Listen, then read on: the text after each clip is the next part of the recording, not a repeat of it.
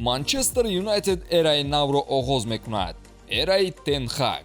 Даста ба Лигаи Чемпионҳо баргашт ва мухлисон умеди калон ба мавсими нав доранд. Сабаби он бошад, пурра сохтани ҳайъат дар тобистон мебошад. Дар ин навор мо оиди тарки даста кардану омадани бозингарони ҷадид ҳарф мезанем. Манчестер Юнайтедро бозингарони мазкур тарк мекунанд. Даста ҳама дарвозабонҳои худро ба фурӯш мегузорад. Ҷек Батман аллакай ба Рейнҷерс гузашт. Дин Хендерсон ба зудӣ ба дастаи Ноттингем Форест мепайвандад. Том Хиден диққати дастаи нави Премер-лига Лутон Таунро ҷалб кардааст ва ветерани даста тарки Юнайтед мекунад. Барои Дехея бошад нокомиҳо сабаби рафтанаш мешаванд. Новобаста аз бештарин бозиҳои бидуни гол доштан дар Премер-лига, девҳои сурх Дехеяро ба фурӯш мегузоранд. Давом медиҳем.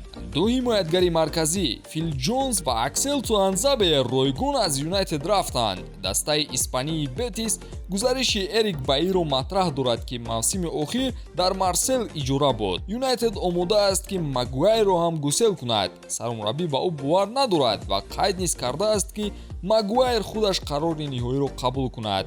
Тен Хаг Лук Шоуро ба ҷои Магуайр истифода бурда истодааст ва эҳтимолан Магуайр макони нав ба худ мекобад. Будани Брендан Вилliams ҳам ба фоидаи даста намешавад. Ӯ натавониста истодааст, ки ба рақобатҳои сахти Англия то борад. Алекс Тевесе, ки дар Севилля иҷора буд, дар ҳайати асосии Юнайтед ҷой надорад. Ҳамлагарон ҳам ба мисоли Марсел Забитсер тарки Юнайтед карданд. Трансфери бузурги даста Ҷейдан Санчо гардида буд, ки аллакай 2 мавсим мешавад ӯ худро дар даста мутобиқ кардан наметавонад. Хабарҳо баромаданд, ки Манчестер ӯро бо маблағи 60 миллион евро фурӯхтан мехоҳад, вале бовар кардан мушкил аст, чунки ягон даста маоши калони Санчо 350 000 паунд дар як ҳафтаро додан намехоҳанд ва бар замми ин натиҷаҳои Санчо каме хуб шуданду Тен Хаг эҳтимолан як мавсими дигар ӯро аз санҷиш мегузаронад. Хулоса қариб ними ҳайати Манчестер эҳтимолан ба дастаҳои дигар мегузаранд ва акнун бошад бо лайку обуна шудани шумо мегузарем ба харидҳои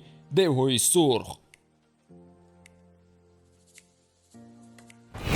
дӯстон, агар шумо ба тамошои футбол ва дигар навъи варзиш шавқ дошта бошед, агар шумо хоҳед, ки тамошои бозиҳо бароятон боз ҳам ҷолибтар гузарад, пас ҳатман аз хизматрасониҳои ширкати 1x истифода баред. Дар 1x регистратсия осон ва пардохт аз тамоми гӯшаи канори дунё, вале муҳимтар аз он бонус то $100 дар аввалин пардохт бо промокоди тачфуд.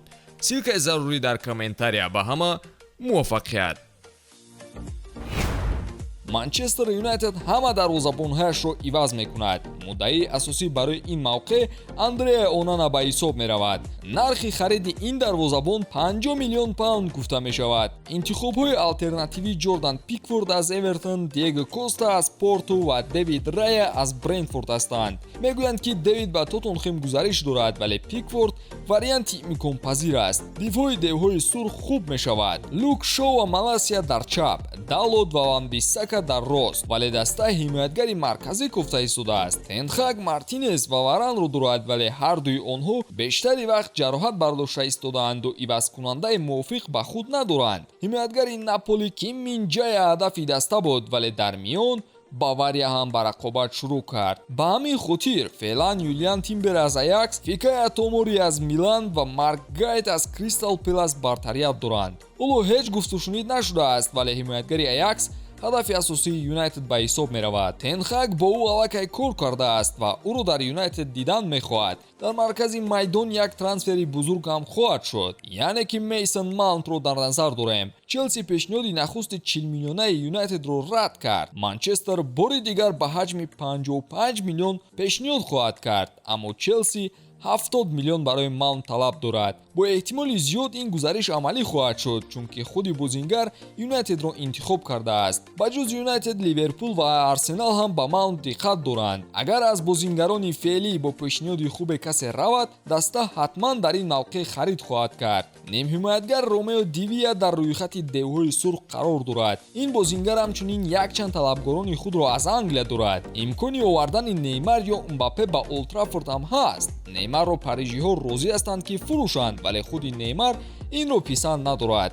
иловатан Тенхаг Решфордро дар ин мавқеъ дорад ва дидани Неймар дар Манчестер мушкилтар мешавад. Барои Мбаппе бошад ин чиз амалишаванда аст. Агар ки қатариҳо Юнайтедро харидорӣ кунанд, ПСЖ маҳз бар қасди Реал Мадрид Мбапперо ба Англия фурӯхтан мехоҳад. Гапи охир ба Мбаппе вогузор карда мешавад ки ӯ ба Реал рафтанро афзалият додааст. Ҳамлагарони марказӣ ҳам ба нақшаҳои трансферӣ дохил мешаванд. Даста ягон вариант феълан надорад. Варианти хуб Харри Кейн аст, вале роҳбарияти Тоттенхем ӯро фурӯхтанӣ нестанд, бахусус ба дастаҳои англисӣ.